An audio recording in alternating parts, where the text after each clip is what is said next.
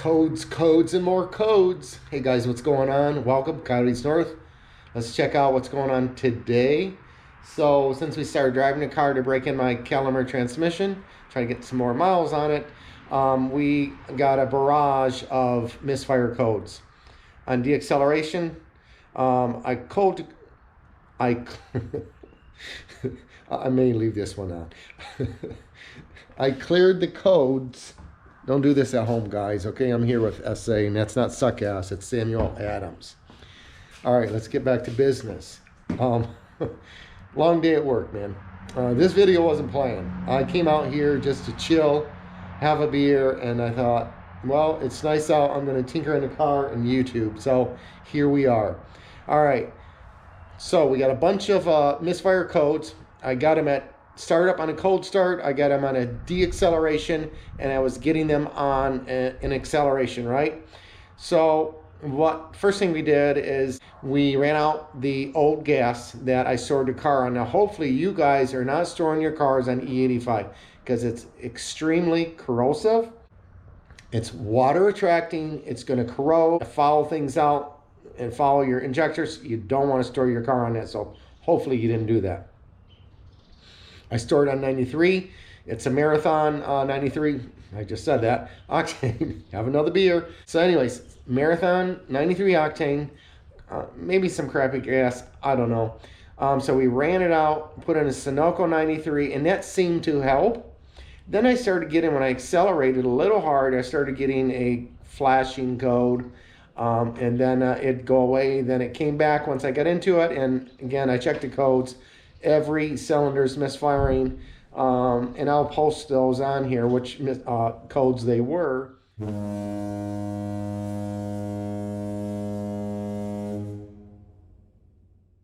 But anyways, it still was happening, but not as bad.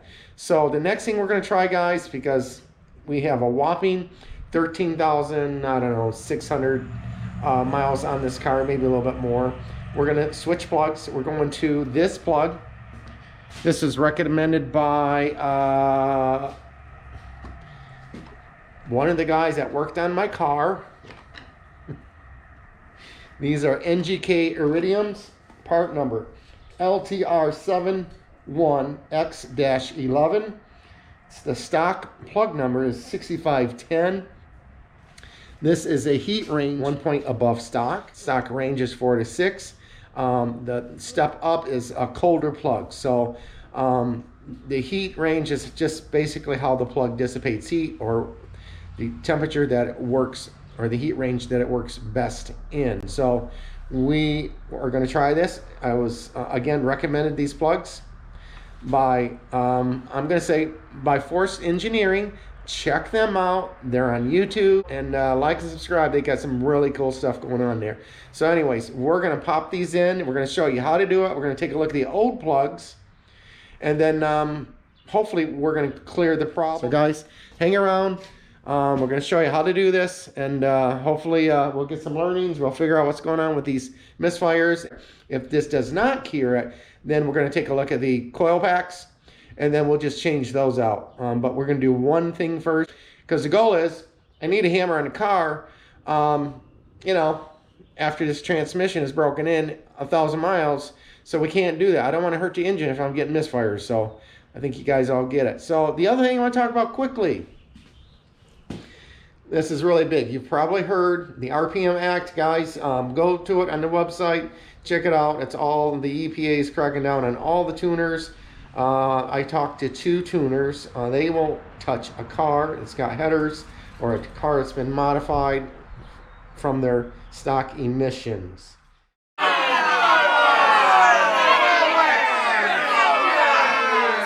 This is culture. This is American culture here going on.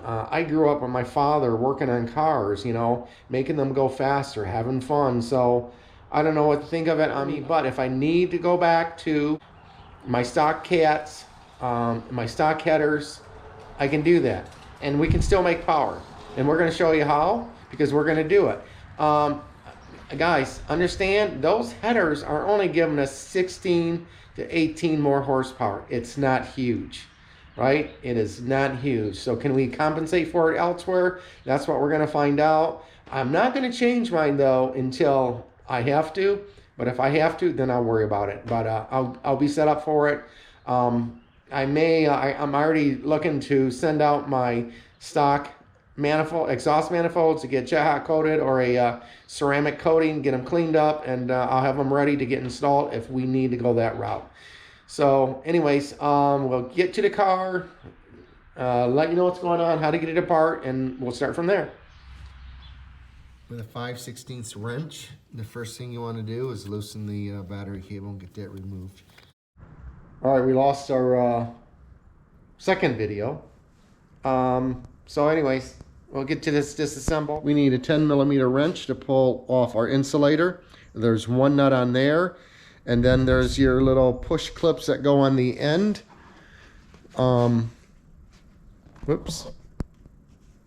Here. To lift that out. So it's nice to have that little push pin tool to pop that out. I didn't know that was there, and like I said, I had unfortunately ripped this insulator, and now we gotta find a replacement. The other thing is you're gonna need a small screwdriver. This is very helpful, and you're gonna push up on this pin here.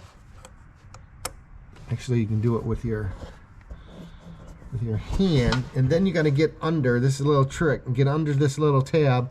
You'll lift it, and as you can see, that releases that, and it just gets pulled straight up. This is a 5/16. So that's what's on our driver, and that's what we're pulling that off. Let's show you guys this again. Hopefully you can see that. I'm gonna pull this up. You're gonna get under there on the flat side, and then you're gonna lift a little bit just to release, and voila, pretty easy. We'll do the last one.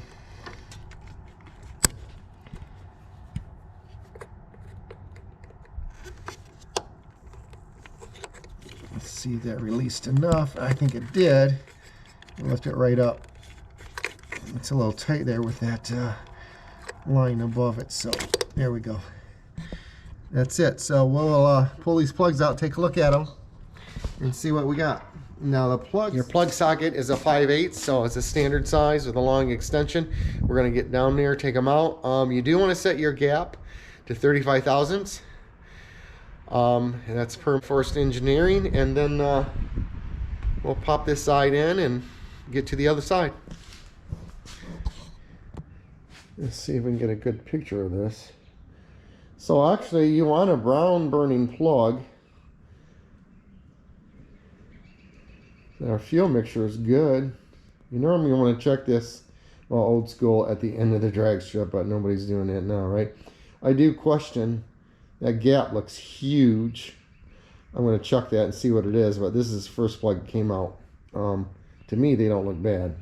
They are a little dark, but they're not carbon or anything like that. And the porcelain part of the plug looks like it's fine. There is one side of that tip that's shiny. I don't know what that means. So these are gapped. They are already about 37 thousandths. I'm just gonna leave it there. The recommendation was 35. I'm sure that'll be fine. 2,000 is nothing. The area is not porcelain. It used to be, so I have a correction. It's now ceramic. Just an FYI. So we're going to get this first plug installed, and then we'll move on to the other three.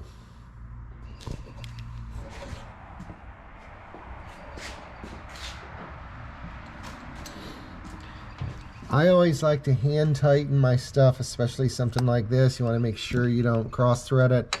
A plug socket is very important because it has that insulator on there, so you don't damage the plug when you're installing it. And then, you know, just snug it a bit. You don't want to reef on it, so when it feels tight, that's it. That's all you do. And then just kind of work it out gently. and then you're good to go. We'll get the coil pack back on.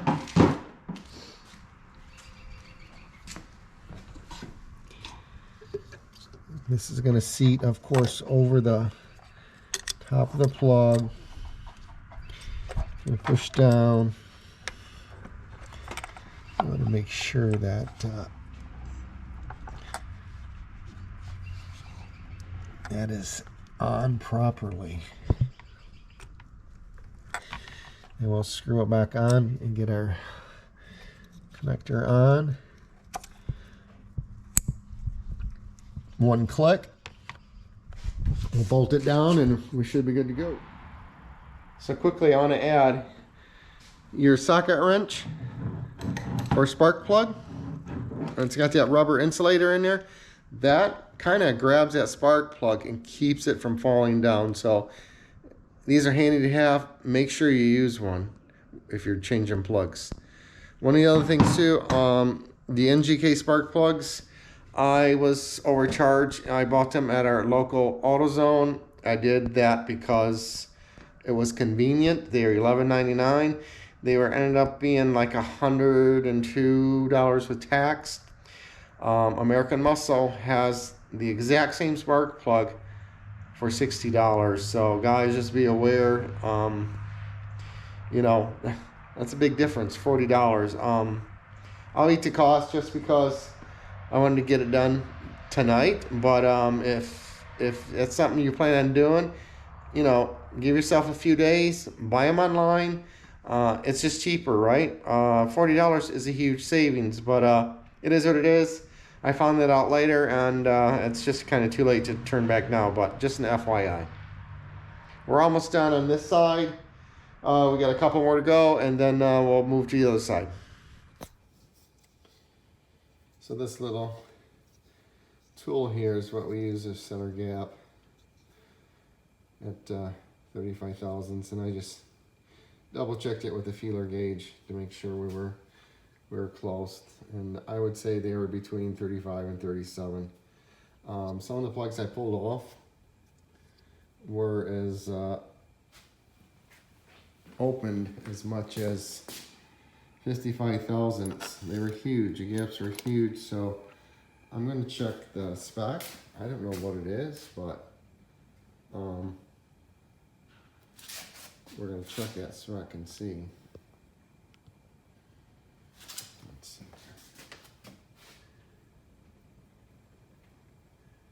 Yeah, it's hard to get on video. Well, we got everything buttoned up. We're just gonna put the cover back on, our oil separator, and then we'll clear our codes. All right, we have everything completed. The stock gap setting for spark plugs on a 5.0 Coyote is 41 thousandths to 47 thousandths. We gapped ours 35 thousandths. That was a recommendation from Tyler at Force Engineering. Let's see how this works. They are iridium spark plugs, NGKs. We'll provide a part number again on the screen so you guys can see what it is, and then we won't fire it up tonight, unfortunately. So I think what we'll do is save that for another test drive with the Calimer trans. We have about 90 miles on the trans. I want you guys to hear it, and then we'll just take it out and see if the codes are fine, and we'll just make another video at that. So guys, thanks for signing on. Have a great day and take care.